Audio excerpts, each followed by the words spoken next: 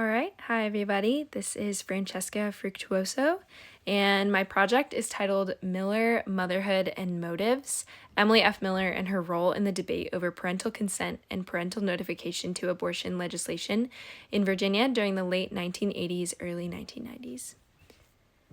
So, brief outline of where we're going. We have my original research question that led to my thesis, and then we'll talk about primary source evidence and the greater historical significance of the topic, and then we'll sum up with a little bit of a conclusion. So the original question that led me to the research that I did for the project is, how did the debate over parental consent to abortion legislation in Virginia during the late 1980s, early 1990s set the stage for the centralization of abortion policy in the U.S.?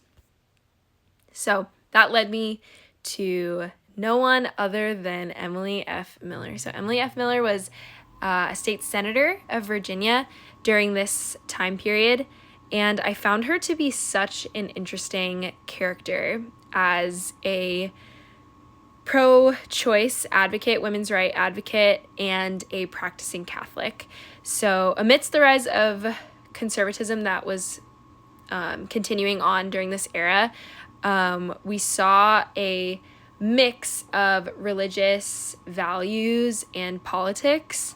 And so Miller was this kind of really cool symbol of the conflict over abortion politics in the state at the time of her term. So researching her role in the debate really assists in this understanding of how abortion policy became so central to politics as a whole in the state of Virginia. So I have a direct quote that you can find in a lot of her responses to the correspondence that she was receiving at the time.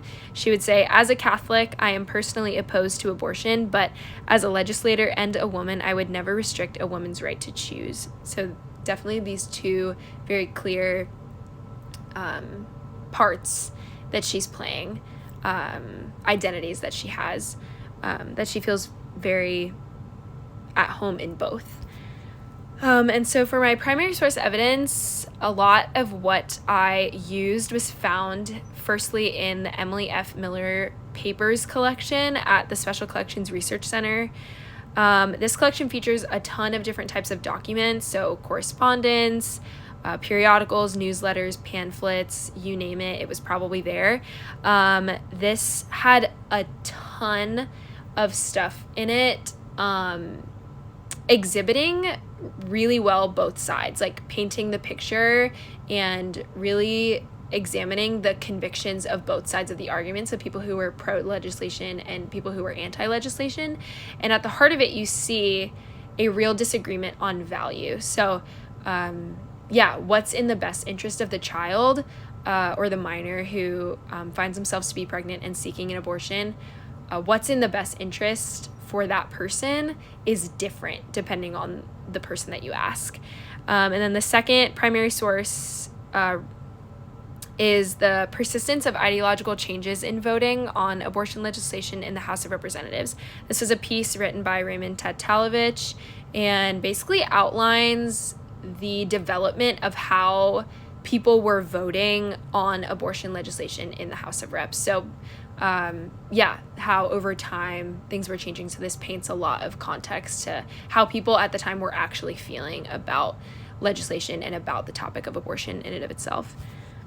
The historical significance to me is very obvious. Why does this matter? It matters because, especially coming off the heels of an election, being knowledgeable about hot button issues and how they became that way, how they became so vital to the conversation about politics, is, in my opinion, very necessary. And so the research in my project examines abortion policy and how it became so central to political culture in the US, but it also, I feel like, examines how it shaped the social climate of the country amidst the rise of conservatism. But secondly, by specifically researching Emily F. Miller and the debate that was happening in Virginia specifically, there's so much to be learned about how state level issues gain so much traction that they become nationally resound. So in summary, this is how I would lay it out. It's that, yeah, at the heart of this debate is a disagreement on value. So this is represented really well by Emily Miller, who is a practicing Catholic and a pro-choice advocate. This conversation is important because it assists in a greater comprehension of how abortion policy became so widely discussed in the political sphere. And then placing this whole topic over the backdrop of the rise of conservatism in the 80s helps to understand the historical context of that period in regards to abortion and also just more generally in politics as a whole. So thank you so much.